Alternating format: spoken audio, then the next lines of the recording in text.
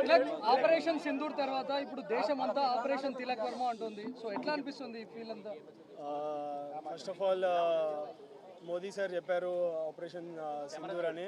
So మళ్ళీ operation Tilak అంటే అది చాలా పెద్ద విషయము. బట్ యాజ్ ఏ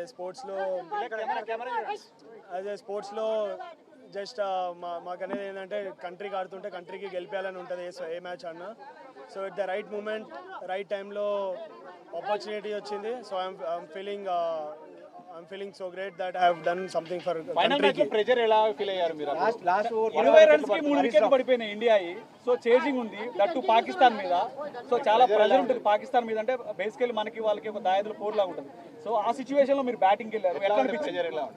నా మైండ్లో ఆ సిచ్యువేషన్లో నేను జస్ట్ కంట్రీకి రిప్రజెంట్ చేస్తున్నట్టు మైండ్లో ఊహించుకున్నాను. సో ఐఎమ్ యాక్చువల్లీ కంట్రీకి ఇండియాకి ఆడుతున్నాను. సో ఆ టైంలో నేను కూడా ప్రెషర్లో ఉంటే 3 వికెట్స్ పడిపోయినాయి. సో అక్కడ నేను ప్రెషర్లో ఉంటే ఐఎమ్ నాట్ ఓన్లీ అంటే నేను ఒక్కడిని కాకుండా దేశాన్ని మొత్తం కింద పెడుతున్నట్టు అనిపిస్తుంది. సో ఆ టైంలో నేను అదే ఉంచుకున్నాను, దేశాన్ని ముందు తీసుకుని ఈ టైంలో నేను స్టెప్ ఇన్ చేయాలి, లేదంటే మొత్తం హోల్ కంట్రీ వినో పాకిస్తాన్ హౌ హార్డ్ అంటే వాళ్ళు ఎంత గట్టిగా వస్తున్నారు మన మీద అని. సో ఆ టైంలో నన్ను నేను బ్యాక్ చేసుకుని కంట్రీని ఒకసారి మైండ్లో పెట్టుకుని ఆడాను. మీ వరుసగా 3 వికెట్లు పడ్డ తర్వాత మీ ప్లాన్ ఆఫ్ యాక్షన్ ఏ విధంగా ఉండే? టీం నుంచి మీకు ఎట్లాంటి ఏమైనా సూచనలు వచ్చాయి? మీరు అప్పుడు ఎట్లా ఆడాలనుకున్నారు అసలు? జస్ట్ నేను ఒకటే ఆ టైంలో జస్ట్ కంట్రీకి చెప్పాను కదా, జస్ట్ కంట్రీని గెలిపించాలి, కంట్రీని ఊహించుకుంటేనే ఆ సిచ్యువేషన్ వాళ్ళు హార్డ్ వచ్చారు నా మీద, పాకిస్తాన్ వాళ్ళు చాలా హార్డ్ వచ్చారు. బట్ ఆ టైంలో నేను కామ్గా ఉన్నా, జస్ట్ గెలిపిస్తే ఎవ్రీథింగ్ విల్ బి ఓకే, అంటే గెలిపిస్తే అన్నీ సెట్ అయిపోతాయి. సో మైండ్లో అది ఒకటే ఉండే, just I want to win my country. Match లో పాకిస్తాన్ ప్లేయర్స్ మన ఇండియా ప్లేయర్స్ ని కామెంట్ చేస్తూనే ఉన్నారు, ఆడియన్స్ కావచ్చు. దీనికి సంబంధించి ఏం చెప్తారు? ఈ మ్యాచ్ ద్వారా సమాధానం అనుకోవచ్చా స్లెడ్జింగ్ పైన?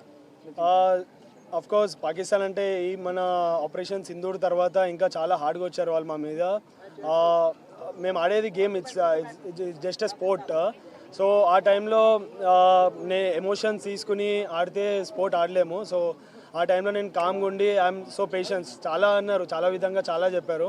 బట్ కెమెరా ముందు అవన్నీ నేను ఇప్పుడు చెప్పలేను. బట్ ఆ టైంలో నేను కామ్గా ఉండి రిజర్వ్ ఉండి ఐ నో ఓన్లీ బ్యాట్తోనే మనం గెలిపిస్తే ఎవ్రీథింగ్ విల్ బి అంతా ఇంకా కామ్గా అయిపోతారు వాళ్ళు.